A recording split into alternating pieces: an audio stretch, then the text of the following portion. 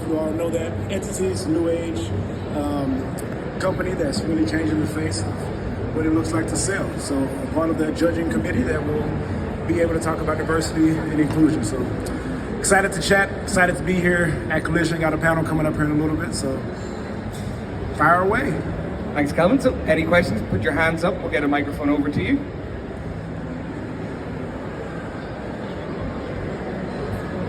Yeah. Hey. Sorry. Hey, Kelvin. Just had a quick question. I noticed that you're quite heavily involved in a lot of different technology companies around AI and tech and everything. I just had a question, what would you, how would you recommend someone who is also in your situation, maybe they potentially were an athlete looking to transition into the world of venture capital and looking to get into the world of investment, how would you describe how you switched your mentality to get into that space, and how might someone else potentially do that? For sure.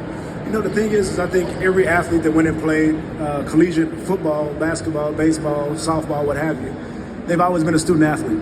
The question is how you take those same principles as a student athlete and you take that into business. So you were a student athlete and you were doing two dual tracks at the same time, being a student and being an athlete. Take that same type of premise and turn it into business. While you're being a professional, take the time to spend time with other professionals in their careers, spending time learning, doing internships, taking on shadowing opportunities, spending time at conferences like this, being able to learn from some of the best people on the planet. But it's taking the same type of core principles that you had as a student athlete and turning that into business and taking that same type of mantra of being able to do both at the same time. Anytime. Okay, and next question then. Yeah, over at the front here. Kelvin, I didn't know about SailGP when we talked 2 hours ago. So now I want to know, with that, the aviation company that we were talking about before, are these things where you're being approached? Are you actively seeking out these partnerships, or are these like interests of yours that you go out and find?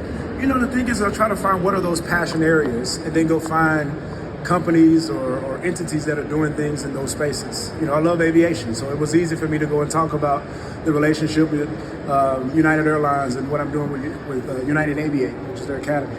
SailGP, if you look at anything that's happening within sports, there is nothing different about how we play NFL football. There's nothing different about IPL and what they're doing in cricket. Those entities and those sports franchises are what they are. The question is what does sports look like moving forward? If you look at Drone Racing League and how Drone Racing League is changing the face of sports and innovation, but they're using it with drones, that's innovative. You look at the National Cycling League, thinking about F1, but using humans to drive how fast we can, move around turns with bikes.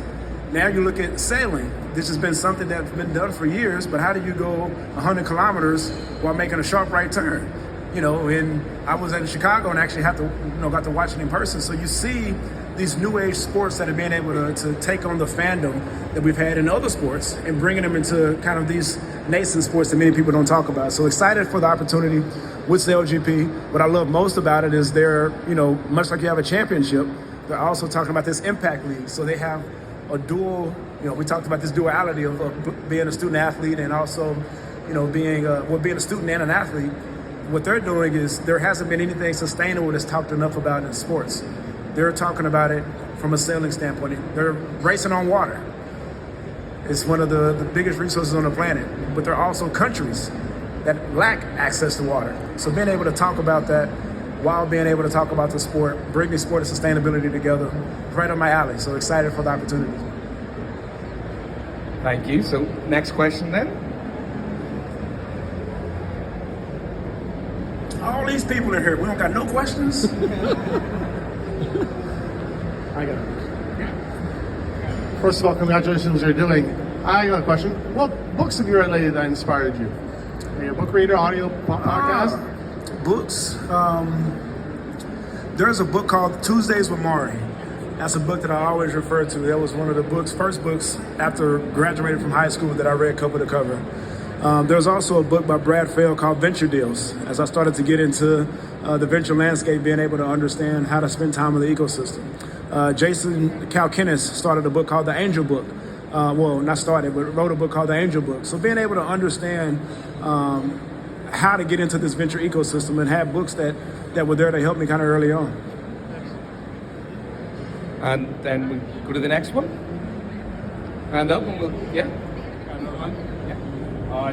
So how do you see the new tech industries like like VR and AR and those type of things affecting like industries such as sports? I know you touched on like the changing landscape there. I'd love you to explore a little bit more on that. AR has taken a little longer to really be able to tap into sports. There was a company called NextVR that was kind of the hot company in sports a couple years ago. You also had companies that were starting to put glasses and modules on quarterbacks' faces and eyes to be able to think through the way in which they can be able to kind of scour the field from the classroom instead of doing it on the field.